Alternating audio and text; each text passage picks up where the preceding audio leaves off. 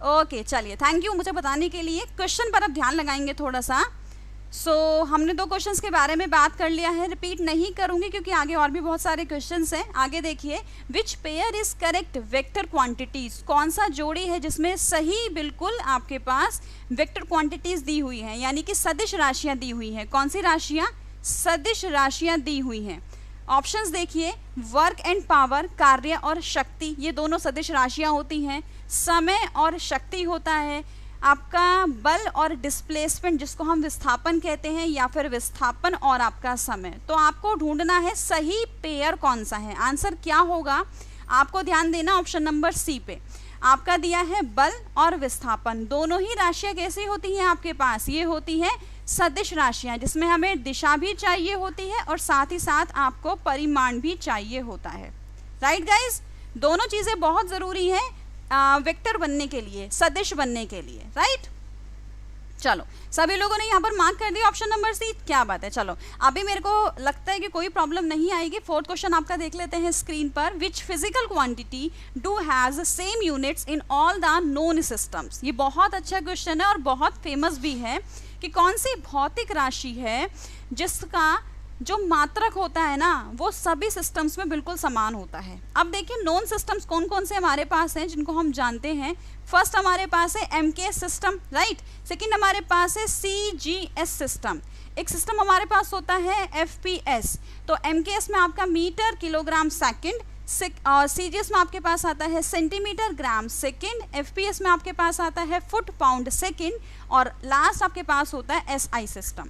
सो candidates, इन सभी systems में सिर्फ समय ऐसा हमारे पास राशि होती है जिसका सेम मात्रक होता है और वो है सेकंड। तो आंसर क्या रहेगा? Option number D, time. Right, चलिए ये क्लियर हो गया। Okay good. यहाँ पर आपका नेक्स्ट क्वेश्चन देखें, फिर हम लोग, समय आपको क्लियर हो गया। अगला क्वेश्चन देखिए स्क्रीन पर। लिकेन्स आर बेस्ट इंडिकेटर्स ऑफ, जितने भी लाइकेंस होते हैं ये सबसे अच्छे इंडिकेटर माने जाते हैं किस चीज़ के? साउंड पोल्यूशन के। यानी कि लाइकेंस को ध्यान में रखते हुए हम ध्वनि के प्रदूषण को माप सकते हैं या फिर उसको इंडिकेट कर सकते हैं, या मिट्टी में होने वाला प्रदूषण, पानी में होने वाला, या फिर आपका वायु में होने वाला प्रदूषण। तो मैं आपको याद दिलाती हूँ आपके यमुना की। यमुना जो आपकी NCR एरिया में आपकी बहती है। दिल्ली में इतना ज़्यादा पॉल्यूशन था पिछले कुछ सालों में कि यमुना के अंदर मिलने वाले जितने भी लाइकेंस थे ना, सब खत्म हो गए थे। तो लाइकेंस बेसिकली हमें क्या बताता है? बताता है ये हमें पॉल्यूशन के बारे में, और किसके? ध्वनि को यहाँ नहीं आपको मार्क करना है, कुछ लोगों ने बताया है ध्वनि, लेकिन ध्यान रखिएगा एयर, हमारी एयर में पॉल्यूशन की मात्रा कितनी है। जैसे हम लोग बोलते हैं ना कि एयर पॉल्यूशन का इंडेक्स, एयर इंडेक्स हम लोग देखते हैं कि हमारे आसपास की जो वायु है वो कितनी स्वच्छ है या फिर वो खराब है। हर एक सिटी का इंडेक्स मेंटेन होता है ना। तो ये लाइकेंस हमें एयर में मिलने वाले पॉल्यूशन के बारे में जानकारी देते हैं, ध्यान रखिएगा। जितने ज़्यादा लाइकेंस होंगे समझ लो वहाँ की वायु उतनी साफ है, उतनी क्लीन है, और जितने कम लाइकेंस होंगे समझ लो वहाँ की वायु उतनी ही खराब है। ठीक है, अगला क्वेश्चन देखिए। Which of these do take maximum time to degrade. निम्न में से कौन सी चीज़ है जो खराब होने में सबसे अधिकतम समय लेती है? खराब मतलब पूरी तरीके से डिग्रेड हो जाना, खत्म हो जाना। पीस ऑफ लेदर, लेदर का कोई पीस, पेपर का कोई पीस, एक फोटो फिल्म, या फिर प्लास्टिक के बैग। तो बहुत सिंपल क्वेश्चन है, ट्राई करके मुझे फटाफट से बताइए। सतीश, अंशु, रूबी, आजाद, सुमन, ओशन। तो देखो आंसर आपका रहेगा यहाँ पर option number D, plastic bags. Right guys, plastic bags, क्योंकि भाई प्लास्टिक आपका जल्दी से डिग्रेड नहीं होता, सालों साल भी आपका वो मिट्टी के अंदर और पानी के अंदर ऐसे ही पड़ा हुआ रह सकता है, तो जल्दी से डिग्रेड नहीं होगा। नेक्स्ट क्वेश्चन देखिए। Plastic bags can not be destroyed completely as they are made up of. Plastic के जो बैग होते हैं वो पूरी तरीके से आप डिस्ट्रॉय नहीं कर सकते, पूरी तरीके से आप उन्हें ख़त्म नहीं कर सकते। रीज़न क्या है? क्योंकि ये प्रोटीन के बने हैं, या ये पॉलीमर्स के बने हैं, या ये अकार्बनिक अणुओं से मिलकर बने हुए हैं, यानी कि इनऑर्गेनिक मॉलिक्यूल से बने हुए हैं, या ऐसे मॉलिक्यूल से बने हुए हैं जिनको हम तोड़ नहीं सकते, जिनको हम ब्रेक नहीं कर सकते। तो ध्यान रखिएगा सभी कैंडिडेट्स, जो भी प्लास्टिक होती है ना, प्लास्टिक कुछ ऐसे मॉलिक्यूल से बनकर मिलकर बनी होती है जिसकी चेन अगर हम देखें तो चेन बहुत ज़्यादा कॉम्प्लेक्स होती है। कैसी होती है? बहुत ज़्यादा कॉम्प्लेक्स। ना तो आप उसका स्ट्रक्चर ठीक से समझ सकते हो कि उसकी संरचना कैसे है, वो कैसे बनी है ठीक तरीके से, राइट, और साथ ही साथ आप उसको तोड़ भी नहीं सकते, बहुत इजीली नहीं ब्रेक कर सकते। आप उसको चेंज कर सकते हो लेकिन ख़त्म नहीं कर सकते। तभी तो कहते हैं कि प्लास्टिक आपकी रिसाइकिल तो बहुत आराम से हो जाती है लेकिन पूरी तरीके से ख़त्म नहीं हो पाती है। इसीलिए आंसर आपका रहेगा option number D, unbreakable molecules. सब लोगों ने ऑप्शन नंबर डी मार्क करना है, ठीक है। लास्ट में चेक करेंगे कि आपके आज टोटल क्वेश्चंस में से कितने सही रहेंगे, राइट। अगला क्वेश्चन देखिए स्क्रीन पर। Which of the following is the best eco friendly energy source? निम्न में से कौन सबसे अच्छा पारिस्थितिकी ऊर्जा स्रोत है?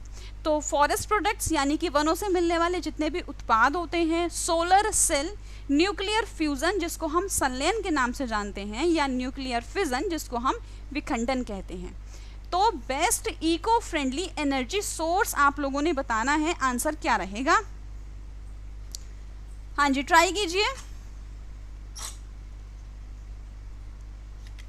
दीपू, प्रीतम, आशिका, ओशन, कविता। अच्छा देखिए, आंसर आपका यहाँ पर मार्क क्या करना है? ऑप्शन नंबर इको फ्रेंडली बोला है ना, तो सोलर सेल। क्योंकि देखो इको फ्रेंडली में ऐसा ढूंढना पड़ेगा आपको मेथड जिसके द्वारा आप पर्यावरण में कोई भी हार्मनेस ना फैलाओ। अगर आप वनों की बात करोगे तो वनों से मिलने वाले उत्पाद के लिए आपको वन जंगल का कटान करना पड़ेगा, जो इको फ्रेंडली बिल्कुल नहीं है। न्यूक्लियर में अगर आप बात करते हैं तो न्यूक्लियर का कोई भी मेथड, नाभिकीय कोई भी मेथड कभी भी इको फ्रेंडली नहीं होता। तो बचेगा क्या? सोलर सेल, ठीक है। ऑप्शन नंबर आप लोगों ने बी मार्क करना है। नेक्स्ट क्वेश्चन देखिए, solar energy is obtained from. बहुत सिंपल क्वेश्चन है, बिल्कुल हलवा क्वेश्चन है, पका पकाया, कि सोलर एनर्जी किससे प्राप्त होगी? बताइए। विंड से प्राप्त होगी, पानी से होगी, हमारे सूर्य देवता से, या फिर वृक्षों से? बताइए, सोलर एनर्जी हमें कहां से प्राप्त हो सकती है? बिल्कुल ऑप्शन नंबर सी रहेगा, सन से ही तो प्राप्त होगी, और इस सन से ही तो प्राप्त होती है आपकी एनर्जी, जिससे चलते हैं हमारे सोलर सेल, सोलर इक्विपमेंट्स, क्योंकि यहाँ से हमें मिलती है सौर ऊर्जा जो बिल्कुल फ्री ऑफ कॉस्ट मिलती है, और जिसकी वजह से कोई नेगेटिव इम्पैक्ट नहीं पड़ता हमारे एटमॉस्फेयर पे, राइट। अगला क्वेश्चन देखिए स्क्रीन पर। Which of the following is the best source of alternative energy? निम्न में से कौन वैकल्पिक ऊर्जा का सबसे अच्छा स्रोत है? वैकल्पिक यानी कि हम यूज करेंगे उसको ऑप्शंस के तौर पे, राइट, ऑल्टरनेट्स के तौर पे। जियोथर्मल होगा, जिसको हिंदी में भूतापीय कहते हैं। देखो जियोथर्मल एनर्जी कौन सी होती है? हमारी जो पृथ्वी की गर्मी है ना, जो पृथ्वी हमारी अंदर एनर्जी रखती है, उस एनर्जी का यूज़ अगर हम करते हैं तो वो कहलाएगी जियोथर्मल। विंड एनर्जी यानी कि पवन के द्वारा हम ऊर्जा जो यूज़ करने वाले हैं। टाइडल आप लोगों ने सुना होगा, ज्वार भाटा सुना है आप लोगों ने, है ना। 8th में आप लोगों ने ज्योग्राफी में ज़रूर पढ़ा होगा ज्वार भाटा का पूरा कंसेप्ट। तो ज्वार आपका जब कभी भी आता है ओशियंस में, सी में, वो हमेशा बहुत एनर्जी के साथ आता है, उस एनर्जी को यूज़ कर सकते हैं, या सोलर एनर्जी। तो सबसे बेस्ट जो होगा वो कौन सा होगा? ऑप्शन नंबर डी ही होगा। लोकेश आप मुझे आंसर बताते रहिए, बिल्कुल, है ना। सौर ऊर्जा होगा, सोलर एनर्जी, वेरी गुड। चलिए अगला क्वेश्चन देखें स्क्रीन पर। Where is Betla park situated? So guys आप क्वेश्चंस बहुत अच्छे आएंगे इस क्विज में, आप फटाफट से मुझे बताना ट्राई करके कि नेशनल पार्क से रिलेटेड भी क्वेश्चंस आपके बन जाते हैं कभी कभी जनरल साइंस के पोर्शन में, क्योंकि इन्वायरमेंट भी हम लोगों ने पढ़ना है, तो क्वेश्चन ऐसा भी बनेगा। बेतला पार्क कहाँ पर स्थित है? मध्य प्रदेश में, अरुणाचल प्रदेश में, उड़ीसा में, या बिहार में? तो बेतला पार्क वैसे बेसिकली एक राष्ट्रीय उद्यान है, यानी कि नेशनल पार्क है, और ये किस लिए फेमस है? यानी कि एनिमल, ठीक है, ये किस लिए फेमस है और ये कहाँ पर स्थित है? आपको दो चीज़ें बहुत अच्छे से पता होनी चाहिए। तो बेतला आपका रहेगा बिहार में। कितने लोगों ने बताया है बिहार? बिहार। चलो कुछ लोगों का अच्छा आंसर है, कुछ लोगों का नहीं है। अगला देखिए question. Periyar national park is famous for? Periyar राष्ट्रीय उद्यान किस लिए प्रसिद्ध है? किस लिए का मतलब है किस एनिमल के लिए फेमस है? क्योंकि देखो पार्क में क्या रहेगा, बेसिकली जीव जंतु हैं, तो कौन से जीव के लिए फेमस रहेगा? टाइगर्स के लिए, वाइल्ड एलिफेंट्स के लिए यानी कि जंगली हाथियों के लिए, लायन के लिए, या फिर राइनोसोर्स के लिए? राइनोसोर्स क्या होते हैं? गैंडा। ठीक है, फटाफट से मुझे बताओ। लोकेश आपका जो क्वेश्चन है फटाफट से यहाँ पर ड्रॉप करो और आंसर्स अगर पता है तो वो भी ड्रॉप करो।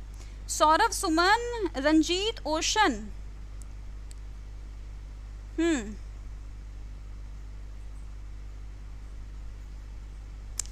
ओके, क्वेश्चन का आंसर रहेगा आपका वाइल्ड एलिफेंट। यहाँ पर कुछ लोगों ने मुझे आंसर बताया है जंगली हाथियों के लिए ये वाला जो नेशनल पार्क है ये बहुत फेमस है, तो अगर कभी मौका मिले तो डेफिनेटली आपको लाइफ में नेशनल पार्क ज़रूर विजिट करना चाहिए, आपको बहुत सारी चीज़ों के बारे में पता चल जाएगा।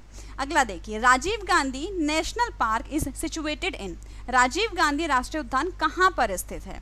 नाम ध्यान रखिएगा कि कर्नाटका में, मध्य प्रदेश में यानी कि एमपी में, राजस्थान में या दिल्ली, न्यू दिल्ली, हमारा न्यू दिल्ली कहाँ पर स्थित है ना।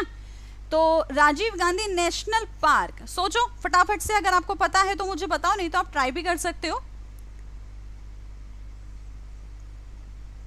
देखो आंसर आपका रहेगा कर्नाटका। राजीव गांधी कुछ लोगों को लगता है शायद ये दिल्ली होगा, दिल्ली नहीं है, ठीक है, दिल्ली नहीं मार्क करना, कर्नाटका याद रखना। कर्नाटका में ये पार्क जो है ये सिचुएटेड है, और ये किस लिए फेमस है ये आप लोग मुझे बताना ज़रूर, कमेंट बॉक्स में कमेंट कर देना अगर आपको जानकारी है इसके बारे में, है ना। सो ये बहुत अच्छे वाले क्वेश्चंस हैं और आपको याद रखने पड़ेंगे, बिकॉज बच्चों जब क्वेश्चंस आपके बनते हैं ना पेपर में, वो आपको सारा पोर्शन कवर कर लेगा, आपका इको का भी, आपके आसपास का वातावरण, है ना, वहाँ पर साइंस कैसे काम कर रहा है, आपका कोई भी क्वेश्चन बना सकता है किसी भी तरीके का, इसलिए बहुत अच्छे से याद रखिएगा। अगला देखिए क्वेश्चन स्क्रीन पर, the international day for the conservation of ozone layer is celebrated on. Ozone परत का संरक्षण करने के लिए यानी कि उसको बचाने के लिए अंतर्राष्ट्रीय दिवस मनाया जाता है कब? 1 मई को, 15 सितंबर को, 4 फरवरी को या 16 सितंबर को? चलिए बताइए भाई, ओजोन लेयर के संरक्षण के लिए जो दिवस आपका मनाया जाता है वो कब मनाया जाता है? तो 1 में नहीं, ठीक है, 15 सितंबर इस दिन मनाया जाता है इंजीनियर्स डे, ठीक है, तो ये भी नहीं है आपके पास। 4 फरवरी को आपका बनता है कैंसर डे। बच्चों ओजोन लेयर के लिए आपको याद रखना है 16 सितंबर। 16 सितंबर को ओजोन लेयर डिप्लीशन को रोकने के लिए, उसकी अवेयरनेस को बढ़ाने के लिए दिवस मनाया जाता है, ताकि हमें पता चले कि ओजोन लेयर का क्षय हो रहा है ईयर बाय ईयर और उसको हमें बचाना है। वैसे कोरोना की वजह से एक फ़ायदा बहुत अच्छा हुआ है कि हम सब लोग जब लॉकडाउन में अपनी स्थिति में थे, घर में थे, तो ओजोन लेयर की स्थिति में बहुत ही ज़्यादा सुधार हुआ है ना, वो लेयर बहुत अच्छी हो गई है, क्योंकि हमारी वजह से जो पॉल्यूशन फैल रहा था वो बहुत कम हो गया, बाहर का एटमॉस्फेयर बहुत क्लीन हो गया, तो डेफिनेटली वहाँ पर बहुत फ़ायदा हुआ है, राइट। चलिए अगला देखिए question, which part of radiation is absorbed ozone presented in the atmosphere. तो हमारे एटमॉस्फेयर में जो प्रेजेंट होती हैं बहुत सारी लेयर्स, उनमें से कौन सी सतह में ओजोन जो है ये अवशोषित होती है? देखो हमें ये पता है कि ओजोन जो है ना नहीं, देखो क्वेश्चन में ये पूछा गया है कि विकिरण का कौन सा भाग है जो वायुमंडल में जो वहाँ पर प्रेजेंट ओजोन है ना वो उसके अंदर अवशोषित हो जाता है, यानी कि ओजोन लेयर हमें कौन सी वाली किरणों से बचाने का काम करती है? विजिबल रेस से यानी कि दृश्य किरणों से, गामा रेस से, अल्ट्रावायलेट रेस से या इंफ्रारेड रेस से। तो भाई इंडिया में ज़्यादातर लोग है ना क्या करते हैं, अगर मैं बात करूँ सन प्रोटेक्शन क्रीम की तो बहुत ज़्यादा फेमस है इंडिया में। क्यों? क्योंकि हमारा जो रीजन है एशियन वो ऐसा है जहाँ पर यूवी रेस का बहुत इम्पैक्ट पड़ता है, यानी कि अल्ट्रावायलेट रेस का, पराबैंगनी किरणों का, और इन्हीं किरणों को अवशोषित करने का काम करती है हमारी ओजोन लेयर। ऑप्शन आपका रहेगा सी, राइट। इसको मार्क करें फटाफट से, यूवी रेस, ठीक है, याद रखिएगा बहुत अच्छे से। यूवी रेज आप लोगों ने मार्क कर देना है बढ़िया तरीके से। और यूवी रेज के साथ अगला क्वेश्चन देखिए, ओजोन लेयर जो है ये अप्रॉक्सीमेटली हमारी धरती से कितनी हाइट पर है? भाई ये रही हमारी धरती, धरती से ऊपर आप सभी को पता होगा कि एटमॉस्फेयर फैला होता है, तो एटमॉस्फेयर को ना अलग अलग लेयर्स में डिवाइड किया गया है। तो जहाँ पर हमारी ओजोन लेयर होगी ये कितने ऊंचाई पर होती है? तो आप लोगों ने कहीं कहीं पर पढ़ रखा होगा 30 से लेके 35 किलोमीटर के आसपास। मैं बता देती हूँ 30 से लेके 35 किलोमीटर आप लोगों को याद रखना है। लेकिन बच्चों यहाँ पर ऑप्शन दिए हैं 2000, 20 किलोमीटर, 300 और 60। तो बहुत ध्यान से देखो, 2000 तो बिल्कुल नहीं होगा, ये पहली गलत हो गया, ठीक है। 300 भी नहीं होगा। अब 20 है या 60 है, माँ क्या करोगे? तो 60 हो जाएगा, बहुत हाई। 20-35 के आसपास है आपका 20 किलोमीटर, ठीक है। ऑप्शन नंबर बी को मार्क करिएगा। अगर 20 किलोमीटर नहीं मिलता है तो 30 किलोमीटर या 35 किलोमीटर भी मार्क कर सकते हो। ये वेरिएशन इस वजह से आ रही है क्योंकि आप हर एक बुक में ना इसको अलग अलग देखा हुआ पाओगे, क्योंकि हर जगह आपको अलग अलग वैल्यूज़ मिल सकती है, तो बहुत फ़र्क नहीं पड़ेगा आपका 5 या 6 किलोमीटर से, ये वैल्यू याद रखिएगा, राइट। चलिए अगला देखिए question, the part of atmosphere where ozone layer existed is known as. अब ये बहुत अच्छा क्वेश्चन है कि हमारे एटमॉस्फेयर का, वायुमंडल का वह हिस्सा जहाँ पर ओजोन लेयर प्रेजेंट होती है, और ये वाला हिस्सा क्या कहलाता है? आइनोस्फेयर, स्ट्रेटोस्फेयर, ट्रोपोस्फेयर या मीसोस्फेयर? कैसे पता करोगे? देखो मैं आपको सीक्वेंस बता देती हूँ, फर्स्ट नंबर पे, सेकंड नंबर पे, थर्ड नंबर पे, फोर्थ पे एंड देन फिफ्थ पे। मेरे ख्याल से 5 लेयर काफ़ी याद है ना। ये हमारी अर्थ है, तो ध्यान से देखिए, हमारी अर्थ के ऊपर मैं आपको लेयर बनाऊंगी, first layer, second layer, third layer, fourth layer. तो first, second, third, fourth and fifth layer, ठीक है। चलो अब जल्दी से इनके नाम मेंशन कर देते हैं। तो फर्स्ट पे आपका क्या रहेगा? देखो बहुत सिंपल सा याद है कि TSMTE ऐसे याद रखो, ठीक है, TSMTE।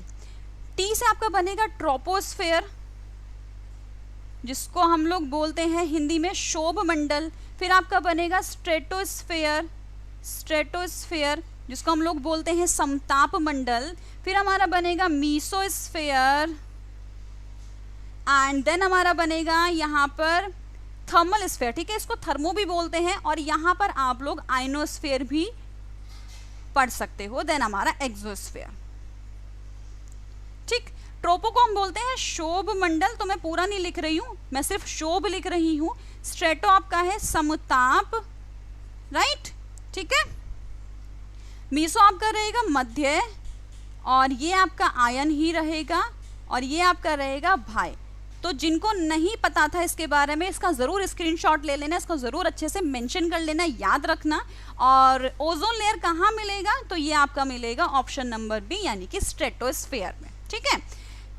समताप मंडल जिसको हिंदी में बोलते हैं, यहाँ पर आपका ओजोन लेयर मिलेगा, राइट। सब लोगों ने मार्क किया है। कुछ लोगों ने गलत बताया है, भाई गलत नहीं याद करना है, याद करना है तो सही याद करना है, राइट। अच्छा, कुछ लोगों को यहाँ पर एक क्वेश्चन और बनेगा कि कितनी इसकी हाइट हो सकती है? तो 10 से लेके 50 किलोमीटर के बीच ये फैला होगा, ठीक है। 10 से लेके 50 किलोमीटर के बीच ये पूरा का पूरा रीजन फैला होगा, ठीक है। Shivraj Saini, tropo, strato, meso, tropo, exo. Exo बिल्कुल बढ़िया है, बिल्कुल अच्छे से याद किया आपने, वेरी गुड। नेक्स्ट देखिए,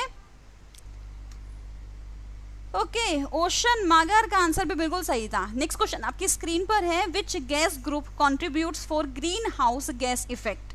कौन सा ग्रीन हाउस प्रभाव के लिए समूह होगा, ठीक है, बिल्कुल सही होगा, जो उसके लिए योगदान देता है बाई ग्रीन हाउस इफेक्ट, जिसकी वजह से हमारी धरती का तापमान बढ़ता ही जा रहा है ईयर बाय ईयर। हर साल देखते हो गर्मी आपकी बढ़ती ही जाती है। अभी देख लो, अभी आपका पिछले 2 या 3 दिन से ह्यूमिडिटी कितनी ज़्यादा बढ़ चुकी है ना। तो ये ग्रीन हाउस इफेक्ट की वजह से ही होता है। तो कौन सी वाली गैसेस हैं जो यहाँ पर जिम्मेदार होती हैं? कार्बन डाइऑक्साइड यानी कि आपका CO2 और मीथेन CH4, कार्बन मोनोऑक्साइड के साथ सल्फर डाइऑक्साइड, राइट, या फिर आपका ammonia NH3 plus methane CH4, या बच्चों लास्ट में है नाइट्रस ऑक्साइड्स NOx और आपका कार्बन टेट्राफ्लोराइड, ठीक है। तो सही आंसर क्या होगा? ध्यान रखना, ग्रीन हाउस के लिए 2 गैसेस बहुत जिम्मेदार हैं एंड होपफुली आपकी तरफ से आंसर्स आएंगे। आफ्ताब अहमद, रिफ्लेक्शन, गोलू, रवि, रंजीत, अंशिका, योगेंद्र। सही रहा है, आपका आंसर है ऑप्शन नंबर ए, यानी कि कार्बन डाइऑक्साइड CO2 साथ में मीथेन, ये दोनों जब मिल जाते हैं तो मिलने के बाद बहुत भयंकर रूप दिखाते हैं, और जिस वजह से गर्मी आपकी हमारी धरती की बढ़ती ही जाती है, राइट। चलिए अगला देखिए question, who among proposed the phenomena of green house gas effect?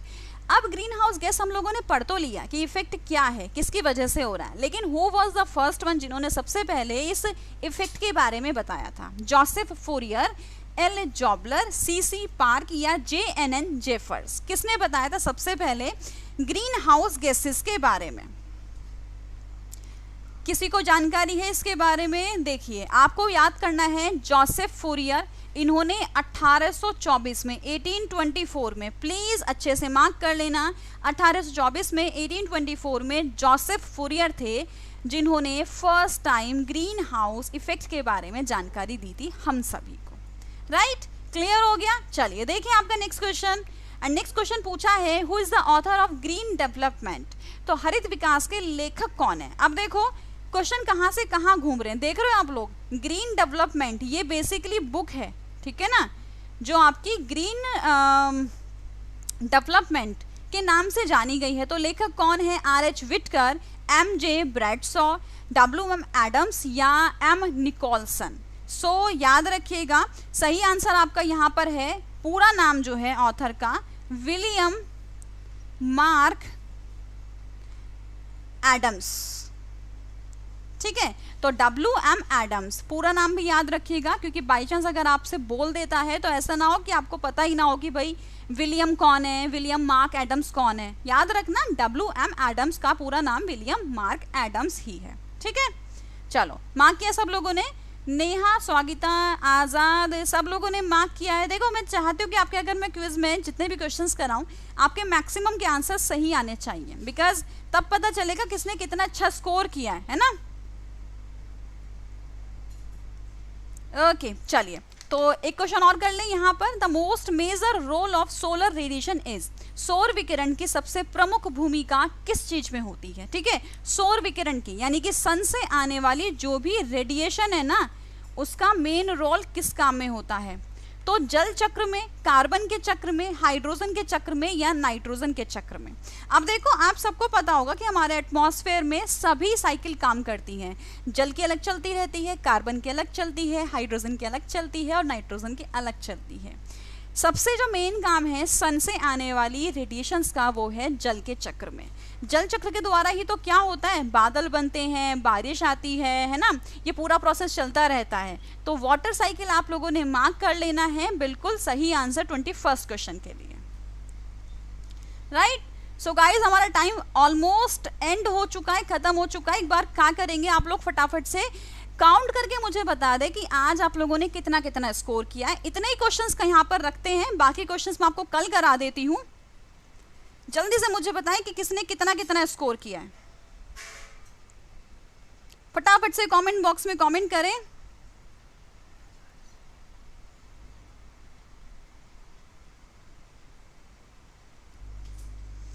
Water cycle guys, फटाफट से मुझे कमेंट करके बता दें आज किसने कितना स्कोर किया है। क्विज आपका कितना हेल्पफुल रहा है आप लोगों के लिए।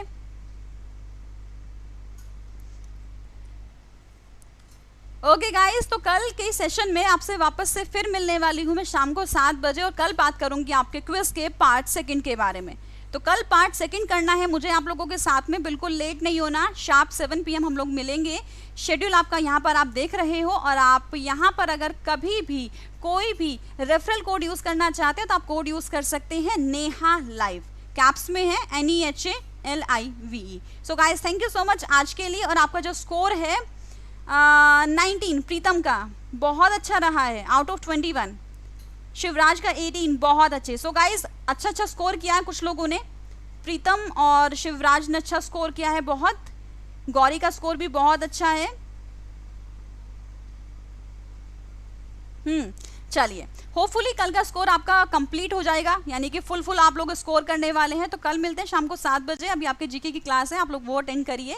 So guys thank you so much. अगर आपको वीडियो अच्छी लगी है, क्विज करने में मजा आया है, तो वीडियो को लाइक करना, शेयर करना, सब्सक्राइब करना बिल्कुल नहीं भूलना। सी यू सून, और कल मिलेंगे, तब तक stay healthy, stay happy and good night.